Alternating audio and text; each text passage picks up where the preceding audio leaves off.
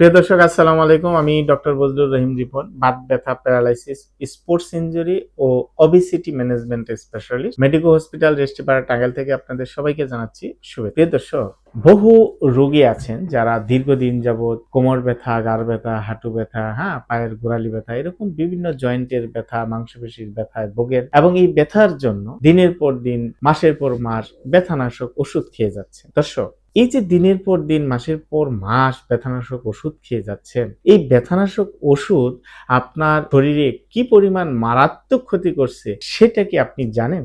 এই ব্যথানাশক ওষুধ যদি আপনি দীর্ঘদিন খান, তাহলে আপনার পাকস্থলীতে আপনার গ্যাস্ট্রিক হতে পারে, আলসার হতে পারে, রক্তক্ষরণ হতে পারে, কিডনিতে আপনার রক্তের প্রবাহ কমে যে কিডনি বিকল হয়ে যেতে পারে, জীবন বিপন্ন হতে পারে। আপনার ব্যথানাশক ওষুধ দীর্ঘদিন খেলে আপনার হার্ট অ্যাটাক বা ব্রেন স্ট্রোকের মতো গুরুতর রোগের অনেক ঝুঁকি থাকে। রক্তচাপ নিয়ন্ত্রণে আসতে অনেক কঠিন হয়ে পড়ে এবং কোনো কোনো ব্যথানাশক ওষুধ লিভারের সমস্যাও তৈরি করে এবং অনেক সময় দেখা যায় ব্যথানাশক ওষুধ খেলে হাত পায়ে পানি চলে আসতে পারে, সেক্ষেত্রে হার্ট ফেলিওর হওয়ার চান্স থাকে। সুতরাং এই যে ব্যথানাশক ওষুধ সবচেয়ে খারাপ একটি ওষুধ, যেটি আমরা দিনের পর দিন, মাসের পর মাস ব্যথার কারণে খেয়ে যাচ্ছি, কিন্তু আমরা বুঝি না যে এটা শরীরের জন্য কতটা ক্ষতি। কিন্তু এই যে দিনের পর দিন, মাসের পর মাস ব্যথানাশক ওষুধ খাওয়ার পরেও কিন্তু আপনার ব্যথা কমে না। কারণটি হচ্ছে, ব্যথানাশক ওষুধের মূল কাজটা হচ্ছে ইনফ্লামেশনটাকে কমানো। কিন্তু যখন ব্যথা দীর্ঘস্থায়ী হয়ে যায়, কোমর ব্যথা, ঘাড় ব্যথা, হাঁটু ব্যথা,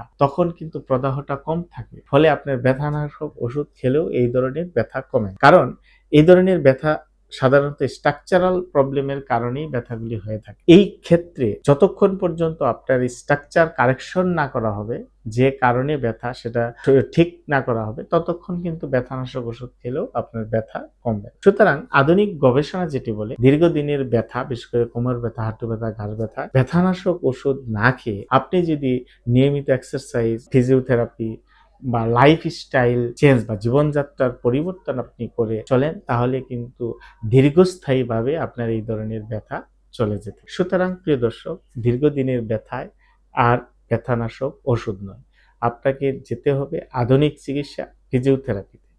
আর এই ফিজিওথেরাপি চিকিৎসা নেওয়ার জন্য আপনি অবশ্যই একজন বিশেষজ্ঞ ফিজিওথেরাপি চিকিৎসকের পরামর্শ নিতে পারেন। আমাদের পরামর্শ নিতে চাইলে আমাদের স্ক্রিনে দেওয়া নাম্বারে যোগাযোগ করতে পারেন। ধন্যবাদ। আসসালামু আলাইকুম।